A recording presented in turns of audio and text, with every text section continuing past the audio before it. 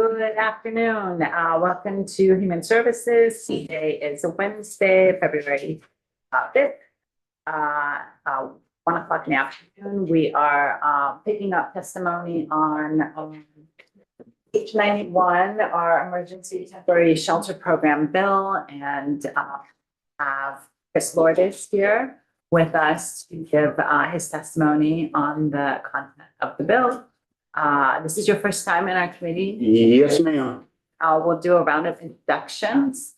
I'm Ray Garofano. I live in Essex, also represent Essex Junction. I'm Julie McGill. I represent Bridgeport, Middlebury, New Haven, and Longreach. Again, Hey, I'm Esme Cole. I represent Hartford. thank you.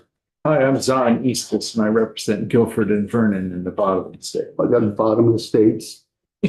Important in this testimony. Doug Bishop representing Colchester's Chittenden District. Brenda Steady, Westford, East Mountain. Hi, good afternoon, Representative Eric Waddle. Yes, sir. And Donahue from Northfield, also represent Berlin. See you again, Representative. Do you want to introduce yourself? Sure. Good afternoon, Todd Nielsen. I represent Brandon and Farmington. And we'll go around the room. Lori Morrison, the assistant. Action Service. With the Office of Legislative Counsel. Brenda Siegel at Homelessness Vermont. Oh, Megan Novak, I'm one of the co-homeless response coordinators in the city of Rutland. My name is Alice Whitby, still live in Vermont, also on the.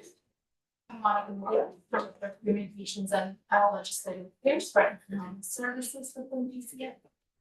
I'm talking with Madam and York, Representative Donahue. Great, thank you. Thank you.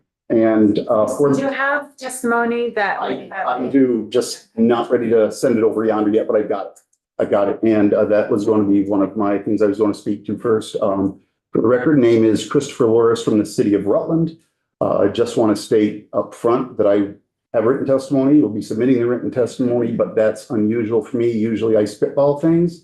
So you're guaranteed to see a show here because I've got prepared remarks that normally don't go well when I do it, but wanted to make sure that the committee and the Vermont community have my comments in writing. So again, good afternoon. Name is Christopher Lourdes. I am one of the 2 part-time homeless response coordinators working for the city of Rutland, along with Megan Novak. We're working under an 18-month contract with the city of Rutland through a grant from the Agency of Human Services that was provided to the city last year. Need to also offer a couple of disclaimers because I have a few different hats.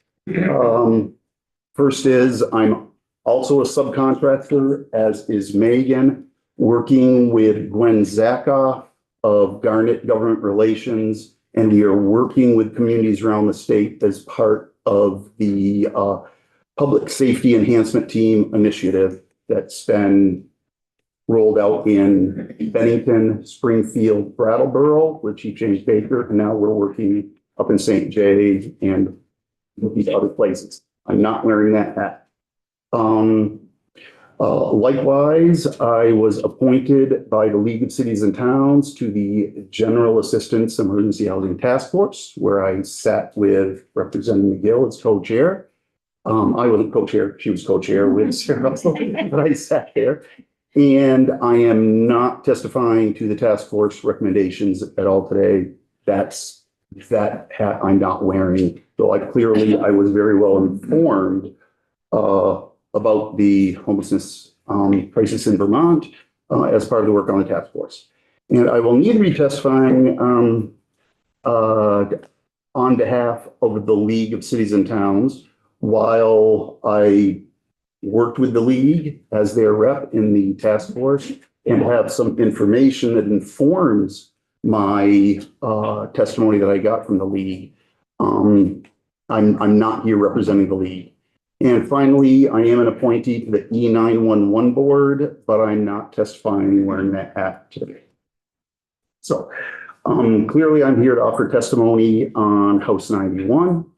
And while I'm doing so on behalf of the city of Rutland, as I said, my testimony is informed by the data and experiences of other communities around the state and not just Rutland City that have been burdened by an outside an outsized burden of homeless response due to the general assistance programs, hotel motel vouchers, and in Rutland specifically, we have had and continue to have a lion's share of hotel rooms participating. While that has been somewhat mitigated over the last 6 months, the numbers I'm going to present are still accurate. So first, before I get to the language of the bill itself, I'd like to offer a recommendation for your consideration as an amendment to this bill, or not, most likely not as a standalone because it is germane, that could help communities support the unhoused, as well as support the critical work of service providers and state employees in our communities. What I'm recommending, and this is, and I'll, share a couple individuals that concur, recommend the reestablishment of the statutory position of town service officer, which was repealed in the 2015-2016 session, well before any of us had recognized the impact of the global pandemic and what it could do to our local municipalities. Chris, can you repeat that? I'm not familiar with. Sure. the position. The town service officer used to have similar mirrored duties to the field services director. And it was a position that grew out of way back when they were overseers of the poor and poor farms 100 years ago. Town service officers were the, if you will, provided the services of DCF in individual municipalities until the 60s, when those duties were taken up by the establishment of DCF and associated policies. It remained within statute under VSA 33, human services, until 15-16 session when it was repealed. However, when it was repealed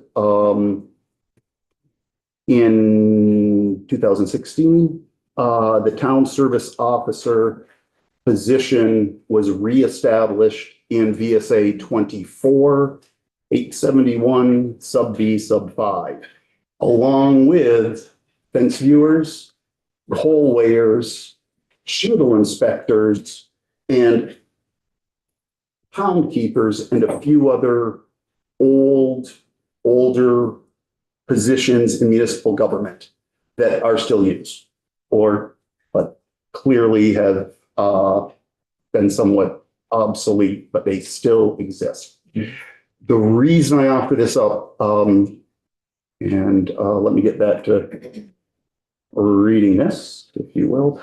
Well, the town service officer references in VSA 33 were repealed during the 16 session through the passage of H 575 Act 71. The TSO reference, and I'll be using the word TSO because it's relevant. The TSO reference, its appointment language and its authority continued to be referenced since 2015-16 in the General Assistance Emergency Housing Assistance Emergency Rules.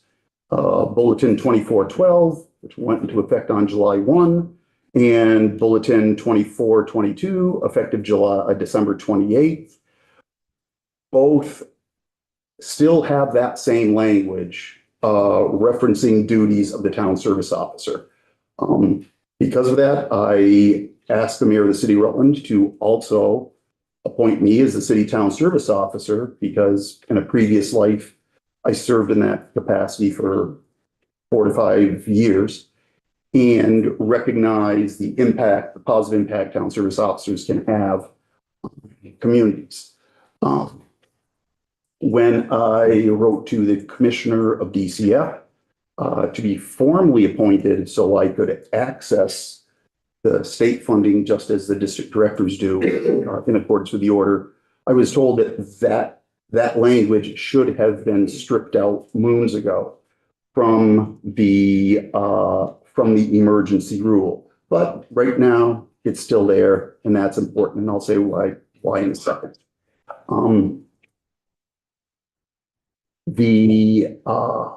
The way to affect reinstituting the town service officer, oh boy, and it all just disappeared. So this one I'm going to have to spitball. There are two ways that the town service officer, after you take testimony, could be reinstituted is A, to just reestablish the language as it was in VSA 33, either permanently or with the sunset, possibly when the Homelessness Advisory Committee incorporated into H91 here sunsets. Or what would be simpler would be to recognize that the position still is incorporated in the municipal statute, VSA 24, and simply authorize the DCF commissioner to formally complete the process and appoint a local town service officer to that position. I would recommend that Adam Sansick, current field services director for Rutland and Bennington counties. And he was formerly an interim statewide field services director supervisor, that he or another state employee with knowledge of the TSO program could come and testify. Likewise, Angus Cheney of Rutland's Homeless Prevention Center, HPC, unfortunately, I just go with acronyms as an old Army guy. Both of those folks I've spoken with and recognize the benefit of an additional locally based partner in a community that's driven to find some success in homeless response, could be assigned to such a role, and the TSO could work hand in hand in partnership with not only local service providers, but also state employees and specifically the field service director. And I'll go off script here for a sec just to share one personal story that I experienced as town service officer. So 10 to 12 years ago, so it would have been sometime between 2012 and 2015 when I was town service officer in Rutland. We had a unique response strategy to the opioid crisis facing Rutland, where we brought together through something called Project Vision all the different stakeholders to work with data and to identify how we could both positively impact those who are doing harm to our community and help those individuals who are suffering as a result of the opioid crisis. So we had shut down a property that had no water, no electricity, no heat on a Friday. And there was a young woman who was living in that house with a number of other individuals who was essentially being trafficked. And as town service officer, I was able to, when that house was boarded up and shut down that day, took her on a Friday evening down to a local hotel as town service officer, got her placed into a hotel, ensured that she was going to be hooked up with services from then, what is now News Story, the women's shelter and organization provides domestic partner violence services in Rutland, as well as to the methadone clinic, which is had just been stood up in Rutland. And the last I knew was when I said goodbye to her, I was told the next week she had engaged in services and actually had been enrolled for a time at Westridge MAT clinic.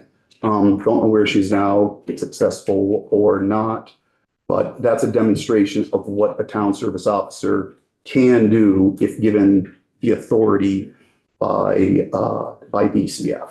Chris, can I pause you? Please. Since you just spoke about the TSOs, would now be a good time to ask a couple questions about? If you like, sure, absolutely. So I'll start. So two questions. Right now, do towns and municipalities receive money from the state in any way to either set up warming shelters or assist in homeless prevention? Great question. Only through the local partners. And that was that was absolutely the main reason why Mayor Dundas worked with the state to get that grant for the city. So Megan and I could work in that space because the community, Rutland had no municipal individual who could fill that role in coordinating and facilitating discussions. Since Megan and I came on board, we were fortunate to work with Angus. And the first step we had was to stand up from 4 up to 12, so 8 additional emergency shelter apartments managed by Angus and the homeless prevention to get families, 8 additional families into, an apartment where they would have a level of autonomy and also be able to engage with service providers. That was step 1. Steps 2 and 3, which we're still actively pursuing, is working to stand up a family shelter, working with the state. We have meetings with state actors every 2 weeks to work on this at the level of Deputy Secretary Christian McClure runs those meetings. So we're trying to stand up a family shelter in Rutland for up to 30 individuals, and also trying to stand up a single shelter for seniors and individuals with disabilities. Unfortunately, each of those have run into another roadblock, so we're going to continue to work on that. So this also would be the right time to say that the funds we were working with the state to try to stand up these other shelters were part of the last year's budget of the $10 million. And I was, tuned into this committee and the work on the Budget Adjustment Act. So I will say that I would hope that the monies allocated to extend the hotel program, if passed by the legislature and signed in the BAA, don't impact Rutland's funding for its shelters that we've been desperately trying to stand up. And I'm just sharing that because that seemed to be a little bit of the tone when last week when you were taking that testimony. So My other question. Different. Oh, funds. yeah, I was gonna different say, pot of that's money. known as the money, that's known as the, when you hear the HUD funds, Yeah, those are those that go And to that's it, communities yeah. through, and that support the shelter build outs and things. Separate money from the GA funds. so my other questions about the TSO is, would having a TSO be required for municipalities to actually access the money directly rather than partnering with community organizations? I would say yes, but we would still partner with the organizations because individuals would have to enroll in coordinated entry Yeah, and engage with the service providers who are managing those HOP funds. So the TSO really, in my view, would really fill the role that Megan and I are filling right now, which would be to coordinate and facilitate in those communities where there isn't the infrastructure in place and the personnel in place, like we have, Sarah Russell up in Burlington doing that work. And I can say that down, who was Vernon Way? That's me. There you go. That one of the issues that John Potter, town manager of Brattleboro, spoke to in some VLCT meetings was he would like to have a Megan or a Chris. And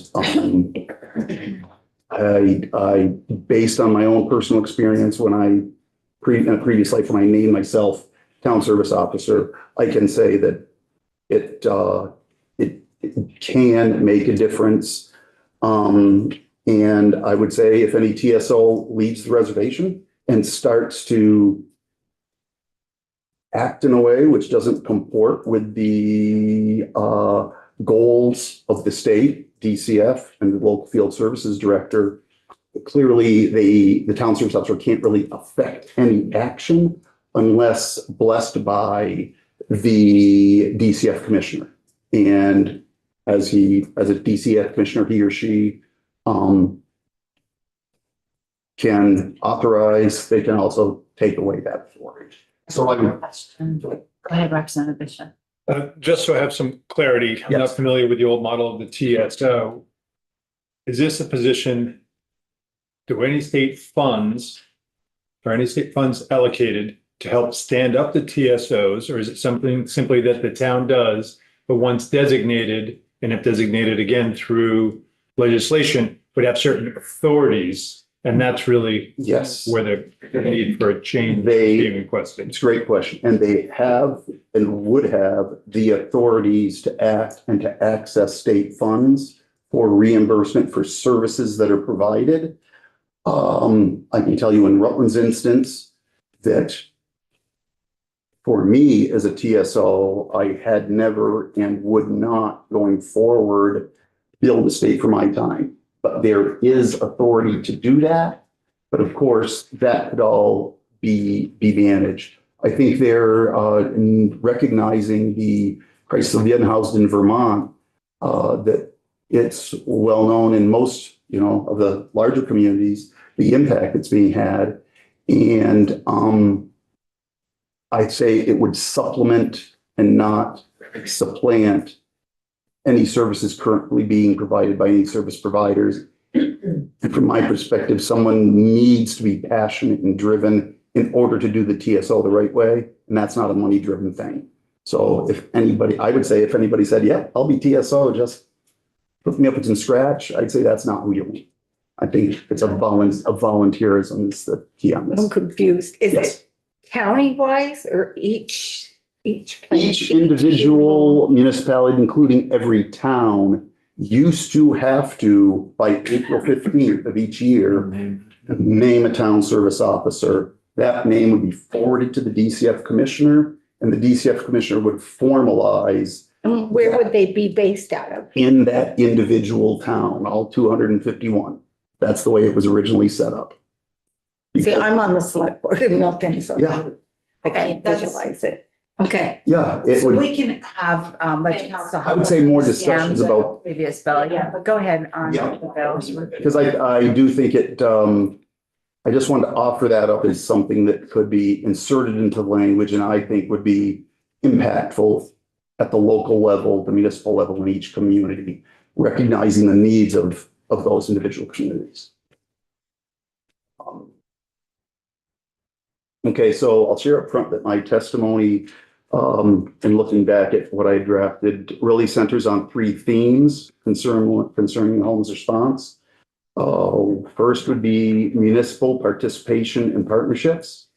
The second would be equitable distribution, geographic distribution of resources and of those individuals who need them. And that it be a data-driven approach that the parties can agree on with what data should be used to draft policy. And I'll speak to that a little bit later. It really comes down to the difference between point in time versus coordinated entry and what information is available in individual communities and statewide.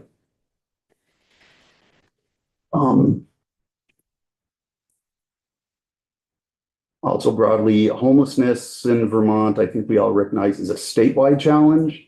It requires a statewide solution and a statewide response. And currently there are communities around the state that are overburdened and struggling with simply because they're the places where through the pandemic and the shelter first model, individuals were sheltered.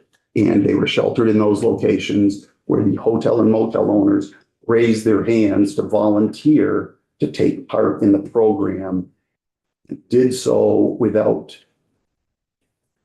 the associated resources that were needed to manage those large populations in those communities. So at this point, I'm just going to try to do it as a walkthrough, but I'm not going to touch on, it's not line by line. It's simply the lines that I think are of import. So in section 1, subparagraph 5 on page 2, it does speak, under the intentions, speaks to geographical. Hold up. Okay. It speaks to both geographical issues and I think accessibility issues. So there's a recognition, in the intent that geographical equity does play a role. Likewise, on subparagraph B, the membership of the advisory committee as well speaks to geographical considerations, which I'll address later, but as well as demographic and diversity considerations. To the latter, we recommend that the word age be added to the list of diverse populations, including Black, Indigenous, persons of color, as well as regarding socioeconomic status, geographic location, gender, sexual identity, and disability status. I think we found, at least our work in Rutland, that individuals who are over the age of 60 or over the age of 50, but age is a factor that should be addressed because the aging population, and we know our demographics are aging, have different needs than the younger populations. And I think just to call out age could be helpful. Likewise, disability status should also be expanded to explicitly reference those with mental health conditions, including those with substance use disorder. And while disability status is broader, I think the lived experience of those people with substance abuse challenges and or if they've got the dual diagnoses of a mental health condition, that should be called out as well to include those individuals. Section 2 of that same paragraph, assistance in meetings for the advisory committee.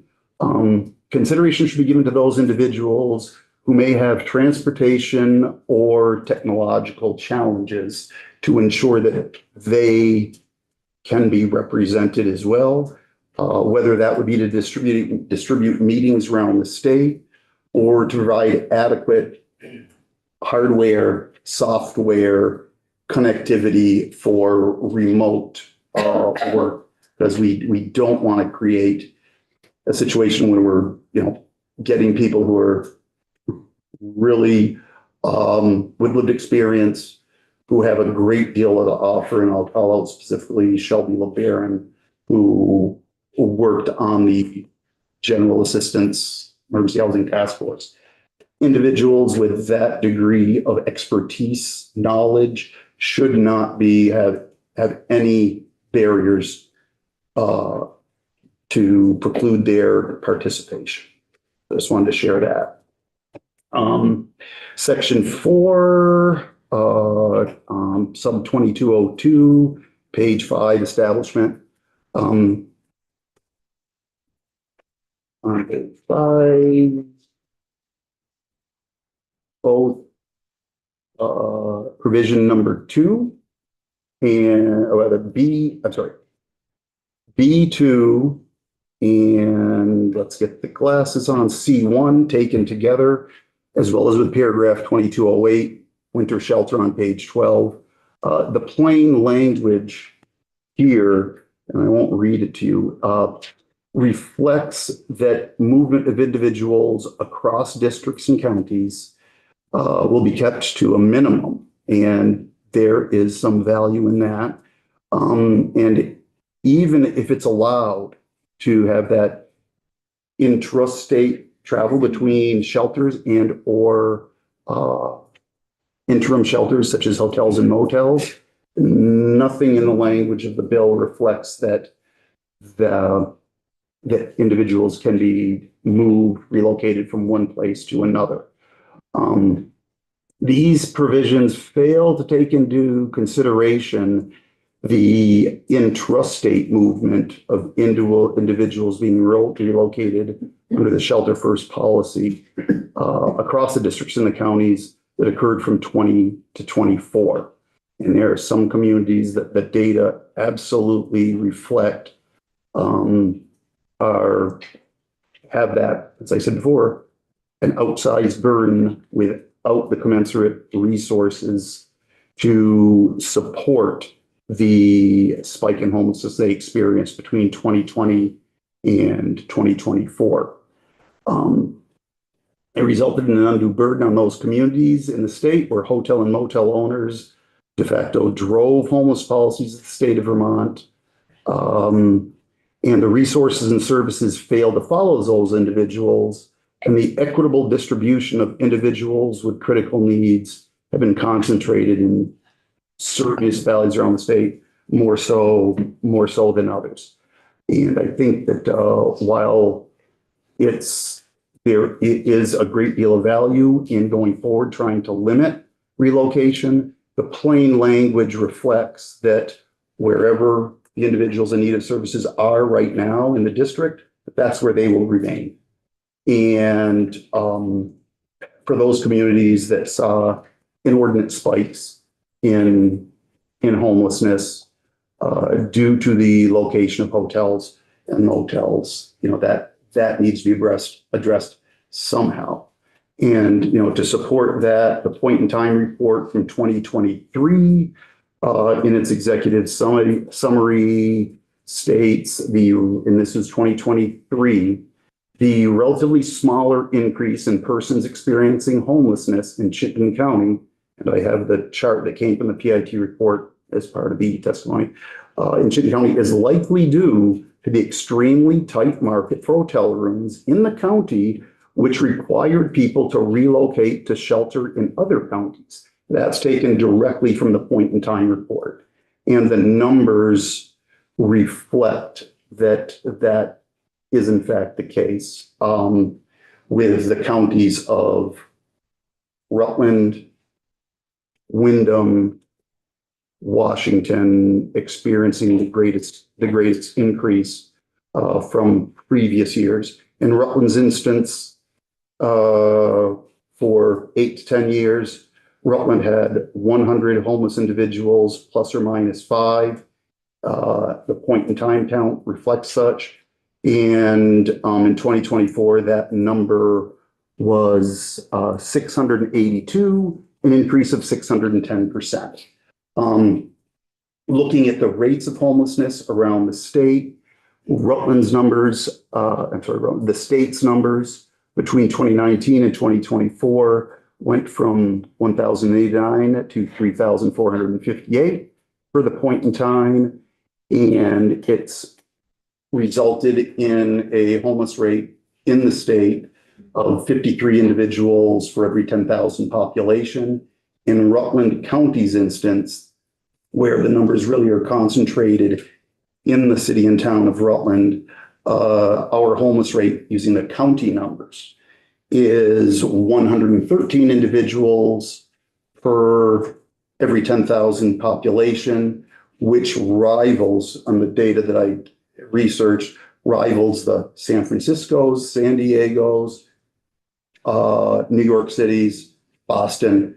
And clearly those cities for generations, I'd say, have not been able to adequately manage the homeless populations in their communities. Likewise, Rutland, as an example, at double the state rate and rivaling the rates of those large municipalities, I would say reflects that the burden is an undue burden on the community, especially without the resources.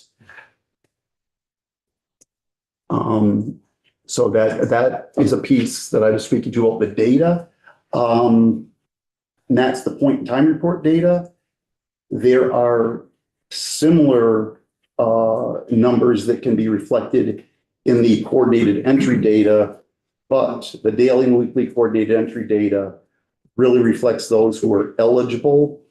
And when the numbers are between 1,500 and 2,000 there, we find that 1,000 to 1,500 individuals identified in the point in time report are not incorporated into those coordinated entry numbers. So I'm just sharing, there's different data that reflect different realities. And I really think it would be incumbent upon the committee to dive into that, and if not agree on a common set of data, to at least make sure all different data points are given consideration. And I have written a little bit later here, but I'll speak to it now. That disparity of data is also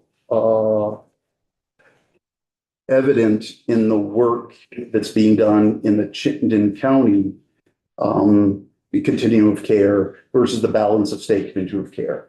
The numbers and the work and the resources done in Chittenden County, if we could get that same type of thing done balance of state, we could, but the data as it's currently collected do not provide for that degree of data analysis at the balance of state.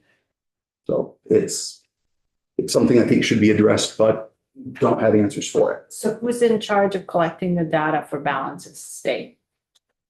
Each of the lead agencies, I believe, and then it gets Okay, incorporated into the HMIS data through the state's contractor. so I'm understanding you to say that the balance of state data collection is not As robust. as robust and consistent. I would use that as with- robust. Go ahead, Julie. There was one kind of category that the balance of state was not collecting, that made it hard to, there was a lot of like back end kind of things. Yeah. That has been fixed. Oh, that has been That fixed is now. now, we're all collecting all of the same data. Yeah. So Thank you going for that. forward, yeah, Thanks. our data will be a lot more meaningful when we look at it statewide. Thank you. But I think, that's perfect, but we still need to understand that the point in time data with its challenges is very, it's critical data. It's used to, as you all know, by HUD to distribute resources. And that data do reflect that there is still that equity issue across the state. Let me get back to where I was here. Sub 2202 on page 5. Subs C2 and 3, which go from page 5 to page 6. That states that the hotel or motel operator shall secure temporary emergency shelter capacity. Wait, I'm sorry, started with the wrong language.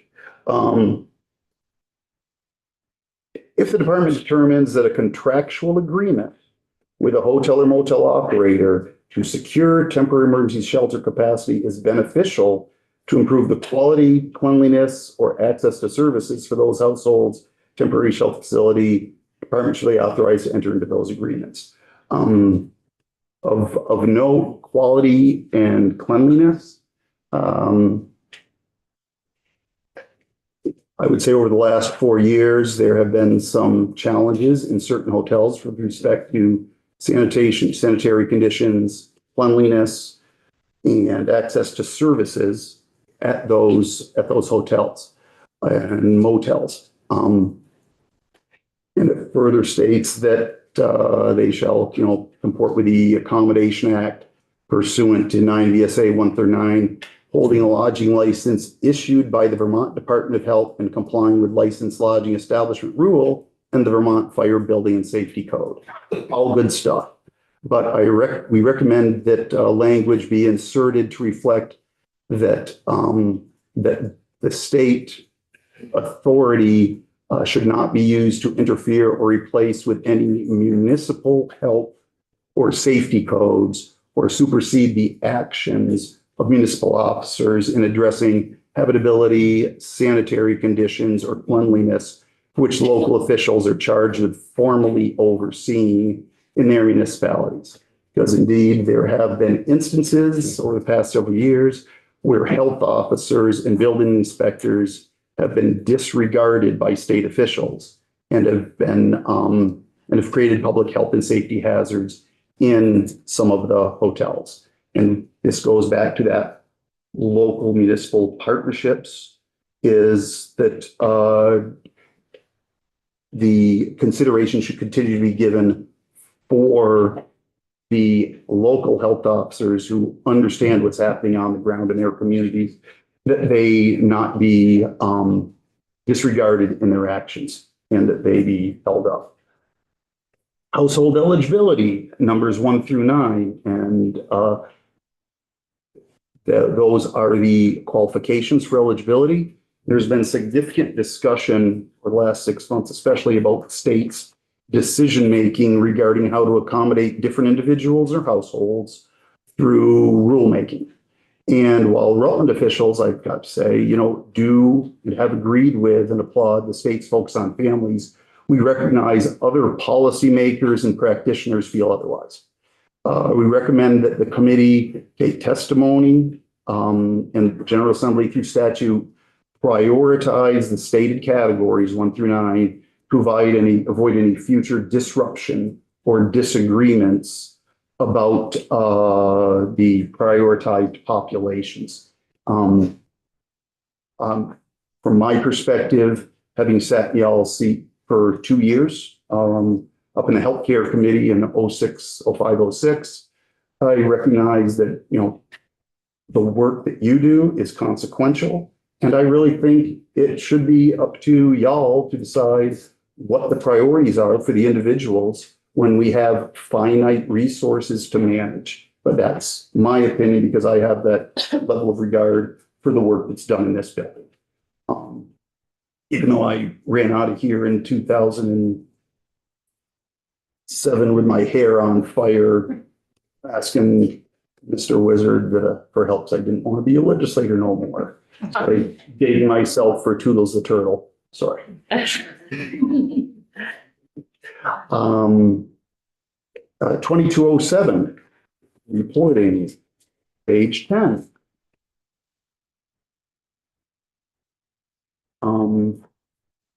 And this goes back to what I just described before. So I apologize. I'm not going to be redundant in talking about the need to have some standardization of data across the state and an understanding of what data sets are identified and are used to craft the state policy. I think rightfully, we all held up Vermont's position as having the second highest rate of homelessness in the country a couple of years ago, and now we're down to number 4. But I think those numbers are real, and I don't think anyone should be disregarding point-in-time report and in place just referencing solely the coordinated entry data, because the PIT is valuable, as problematic as it can be. It's still a standard that's been established for 10 years. And that's the extent of my testimony. If you all have any questions. Thank you, Chris. Chris, go ahead. Just stay to your kind of, the point is, yes, we went down to 4th in the country, but our rate of homelessness still went up. So that wasn't like a good thing. Homelessness is going down. You're right. It just means, I'm just like highlighting that. It just means, Thank you. So. Thank you, because I will echo that formally for the remarks that just because other states passed Vermont, we're still worse off than we were 2 years ago or last year. So thank you for that clarification, because that's recognized by me and by municipalities as well. So to your point of equitable distribution, Yes, sir. can you shed some light on how that plays out, perhaps just from the example you know best, Rutland? How does that play out with respect to utilization of services on the communities where there may be inequitable distribution No, I'll of try to- those participating in the program? Great question, but I'll try to say it in one sentence. Is that, and I basically spoke to it before, that Rutland historically had 100 plus or minus 5 individuals who were homelessness, who were experiencing some sort. And we had a level of resources and services being provided by the local partners, the local providers, Homeless Prevention Center, BROC, Benton Rutland Opportunity Council, the Community Action Agency, and Rutland Mental Health, as well as News Story and Rutland Housing Authority playing, smaller roles. And the way it played out was those same resources now were expected to provide adequate services to 6 times that many individuals. And just as throughout the state, each municipality in dealing with homelessness that have individuals in their community are all overburdened. We recognize that 3,458 people is a lot of individuals who need a lot of resources. And you hear about burnout by providers. That's real. Providers, in some instances, potentially going into their bunkers and only working on what they need to work on rather than looking to establish new programs or new ways for outreach. It's just that the resources and the service providers are overburdened. And in some communities, specifically Rutland, Brattleboro, Barry, Berlin, more so than other communities are even have a greater degree of frustration and burnout because they are serving a population 7 times or 6 times what they used to serve. Whereas other communities maybe are still, trust me, overburdened, but only overburdened because they've had a doubling or a 50% increase in homelessness. I don't know if that answered the question, so ask again if it didn't. I tend to do that. I think you might have a follow-up. Yeah. Well, I'll follow up and then back on your earlier topic about the That's TSO, but I'll do representative, the follow-up for now. Yeah, So that relates to the impact on the partners who are located or co-located within your community. yes, sir. What about direct municipal Oh, impact, okay. municipal services? Yes. I can only speak to Rutland City, Rutland Town, Brattleboro, and Colchester. Because I've, interacted with the town managers in Colchester and Brattleboro and spoken with the municipal officials in Rutland Town. And the data for calls for service to hotels, I don't have the numbers with respect to the exponential increase, but there has been an exponential rise in calls for service to the hotels where individuals are housed. And that impacts, obviously, police services, fire services. I was surprised at the numbers that your town manager shared in Colchester with respect to response to the hotels. I don't know if it's the same. He had shared that 90% of Chittenden County's hotel rooms for voucher programs a couple months ago were in Colchester itself. So Colchester, clearly he was stating, had an outsized burden for the rest, as compared to other communities in Chittenden County, simply because none of the other towns, or except for South Burlington, were homes to hotels where the hotel owners chose to participate. You know, I'm going to say it. I recognize I've possibly made enemies in the past by highlighting that there were no individuals housed at the Woodstock Inn, no individuals housed in the Equinox Hotel in Manchester, no individuals housed at Trapp Family Lodge. And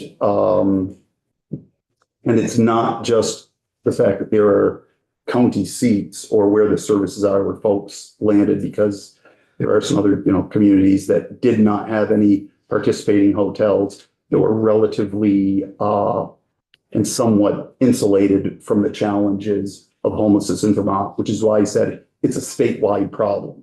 And if individuals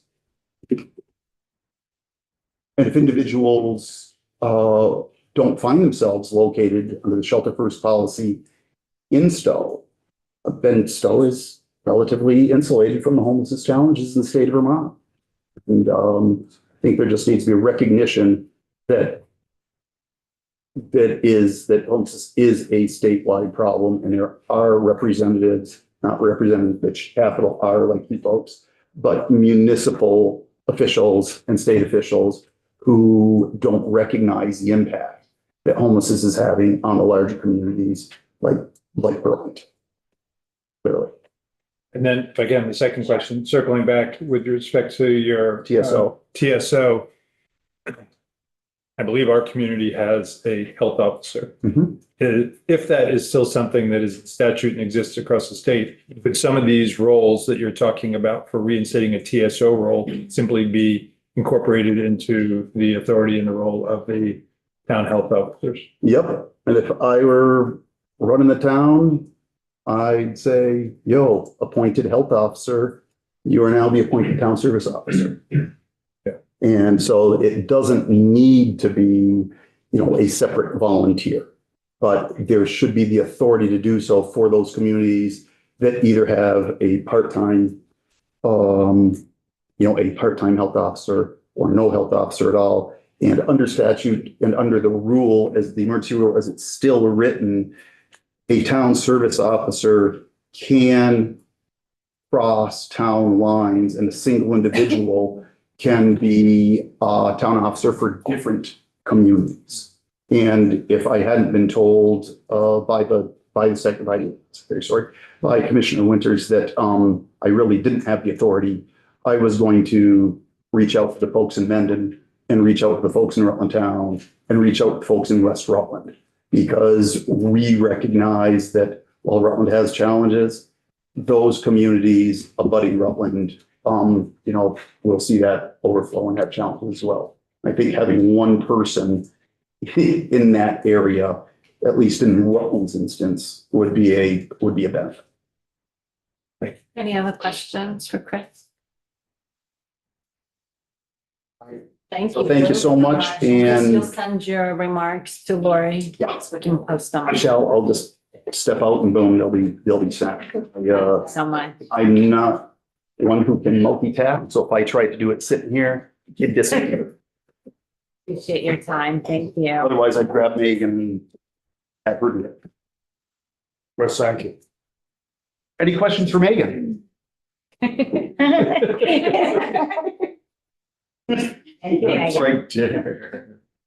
Thank you. Thank you.